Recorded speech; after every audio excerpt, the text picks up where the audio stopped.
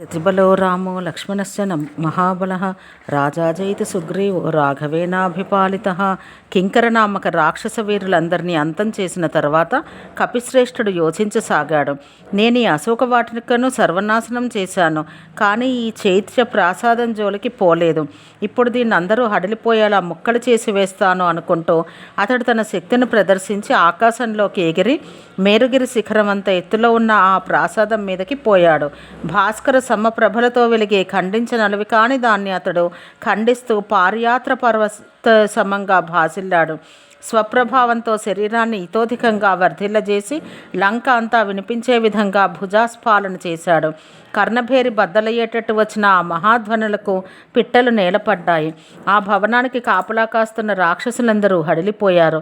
ఆ శత్రువులందరూ భయకంపితులయ్యేటట్టు ఆ భయంకరాకారుడు సింహగర్జన చేశాడు.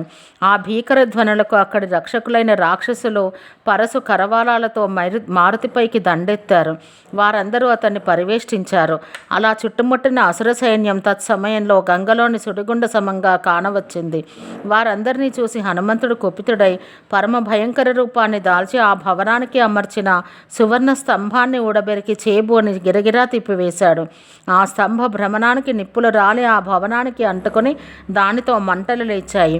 అదలా భస్మమైపోతుంటే వజ్రాయుధంతో మహేంద్రుడు ప్రహరించే విధంగా ఆ మహావీరుడు తన చేత ఉన్న సువర్ణ స్తంభంతో ఆ నూరుగురు రాక్షసులను సంహరించి ఆకాశంలోకి ఎగిరిపోయాడు. అక్కడ నిలబడి లంకావాసులందరికీ వినబడేటట్టు భయంకర స్వరంతో, ఓ దుష్ట రాక్షసులారా, సీతాన్వేషణార్థం వానరేశ్వరుడైన సుగ్రీవుడు అపార శక్తి సంపన్నులైన అస్మదాది అసంఖ్యాక వానరులను దశ దిశలకు పంపాడు. మాలో కొందరు దశ గజ బల సంపన్నులు, మరికొందరు శతమత్తేభ సమశక్తి సంపన్నులు, కొందరు సహస్ర గజ సమ బలశాలురు కాగా మరికొందరు వాయుదేవ సమ పరాక్రమశాలురు. మా సేనానాయకుల బలాన్ని వర్ణించజాలను. నఖదంష్ట్రులన్నీ ఆయుధాలుగా వాడే కోట్లాది అసంఖ్యాక వానర సైన్యంతో సుగ్రీవరాజు ఇక్కడికి వచ్చి మిమ్మల్ని అందరినీ అంతం చేస్తాడు. మా రామప్రభువుతో వైరం పెట్టుకున్న మీ రావణరాజు ఇక సజీవంగా ఉండడు.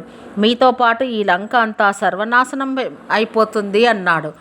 ఓం శాంతి శాంతి శాంతి.